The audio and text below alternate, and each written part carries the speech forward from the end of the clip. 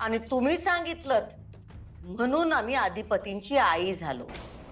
तेच तीच तर मोठी चूक झाली आहे माझी. पण आता इतक्या वर्षांनी का होईना ती चूक मला सुधारायची आहे. बास झाला. तुझ्या विळख्यातून माझं घर मला मोकळं करायचंय. असं आज आमच्या अधिपती नाहीत तर एवढं बोलायलाय तुम्ही आम्हाला? हा, ते असताना का बोलला नाहीत? माझा रक्ताचा मुलगा आहे ग तो. त्याच्या पुढे हातबल आहे मी. आणि तू त्याच्यावरती काळी जादू केलीस ना, गारुड केलंस त्याच्यावर. काय बोलताय तुम्ही? चेटकी नाही आम्ही काळी जादू करायला. अहो जीव लावलाय आम्ही अधिपतींना. दिसतंय ते. नाही हो, काही दिसत नाही तुम्हाला. अगं सगळं दिसतंय मला. डोळे उघडेत माझे.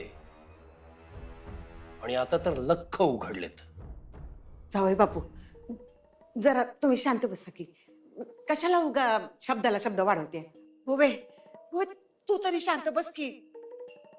मी काय म्हणते, जावई बापू चला चला, तुम्ही बाहेर चला बघू. आई मी कुठेही जाणार नाही. माझं घर आहे. मी मालक आहे इथला. ही माझी खोली आहे. होवे होवे, तू तरी सोड ना आता. जाऊ दे की. इतकी वर्ष काय करत आलोय आम्ही? सगळं कानामागच तर टाकत आलोय. पण एवढं सगळं सहन करून आम्हाला हेच मिळणार असेल तर आम्ही कशाला चांगलं वागायचो? काय काय तू चांगलं वागलीस कधी? अहो आम्ही चांगलं वागलोय म्हणून तर हे घर टिकलंय.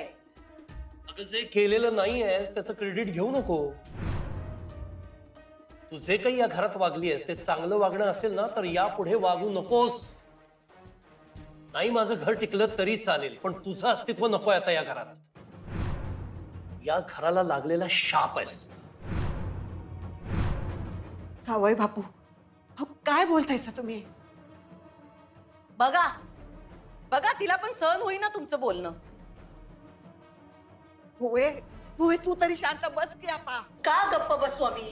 का गप्प बसू? दरवेळी यांचं बोलणं ऐकून घ्यायचं आम्ही? दरवेळी? अगं आत्ता कुठे बोलायला लागलोय मी? आजपर्यंत तुझंच बोलणं ऐकलंय आमच्या घरानं. हा, पण बोलायला लागल्यापासून एक शब्द आमच्याबद्दल चांगला बोलला नाहीत तुम्ही. आता काय तो सोक्ष मोक्ष लावून टाकू. लय झालं आता. चल.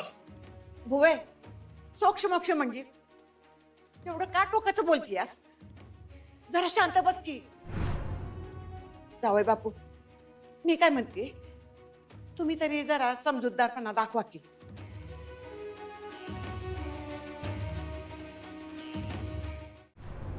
तुझ्या डोळ्यातलं पाणी, अधिपतीसाठी तू चेहऱ्यावर आणलेली ममता सगळं खोटं होतं. माझ्यावर प्रेम तर तू कधी केलंच नाहीस. पण अधिपतीवर सुद्धा तू कधी खरं प्रेम केलं नाहीस.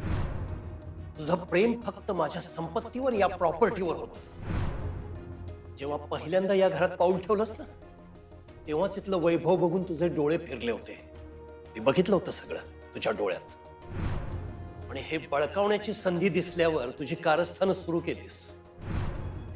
आधी स्वतः जम बसवलास आणि नंतर हळूहळू तुझी एक एक माणसं आणलीस इथं. कधी बघितलं नव्हतंस ना एवढं वैभव, एवढी संपत्ती. नरकातून स्वर्गात आल्यासारखं झालं तुला, हो ना? आणि एकदा हे सगळं हातात आल्यावर तुला ते कधीच आपल्या हातातून निष्ठून द्यायचं नव्हतं. याचा मोह, या प्रॉपर्टीचा, संपत्तीचा, सत्तेचा मोह तुला सुटणारा नव्हता कधी. एवढे प्रयत्न केले मी तुला या घरातून काढायचे, पण माझ्या मुलाला बरोबर वापरलंस तू आणि मला हातबल करून ठेवलंस. काही करू शकलो नाही मी. माझ्या घराचा एक हाती ताबा घेतलास तू. या घरात तुम्ही आणलत आम्हाला. तुम्ही जे सांगितलं तेच करत आलोय आम्ही. आयुष्य येचलो या घरासाठी आणि त्याची ही सजा द्यायलाय तुम्ही आम्हाला. ए, ही रडण्याची नाटकं थांबव ना कधीतरी. आणि आपण दोघंच आहोत ना इथं. आहे तिसरं कुणी? कुणासमोर नाटकं करतेस? अधिपती पण नाहीये. त्याच्यासमोर चालतात तुझी नाटकं. नाटक? आम्ही नाटकं करायलोय? आमचं प्रेम म्हणजे काय नाटक वाटलं होय तुम्हाला? कसं पटवून देऊ तुम्हाला? त्या घरावर, अधिपतींवर आणि तुमच्यावर मनापासून प्रेम केलंय हो आम्ही. हे प्रेम नाहीये भुवनेश्वरी, हे प्रेम नाहीये. दुसऱ्याचं सगळं बळकावणं, एखाद्या घरातल्या माणसानं कठपुतळीप्रमाणे नाचवणं, त्यांना हवं तसं वागायला लावणं, याला प्रेम नाही म्हणत, स्वार्थ म्हणतात. आणि तोच स्वार्थ साधलायस तू आजपर्यंत. झालं ना जे मिळवायचं होतं ते मिळवून झालं ना तुझं. आणखी काय हवंय तुला? केव्हा दिसलं नाही का हो तुम्हाला आमच्या डोळ्यात आम्हाला काय हवंय ते?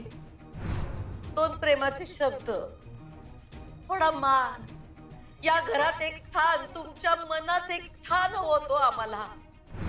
ते या जन्मात शक्य नाही, कारण तुझी पात्रता नाहीये ती. सोडा हो, सोडा. आमची पात्रता तुम्ही नका ठरवू. आमच्याकडे शिक्षण नसल पण डोसकं आहे, एक मन आहे. आहे ना,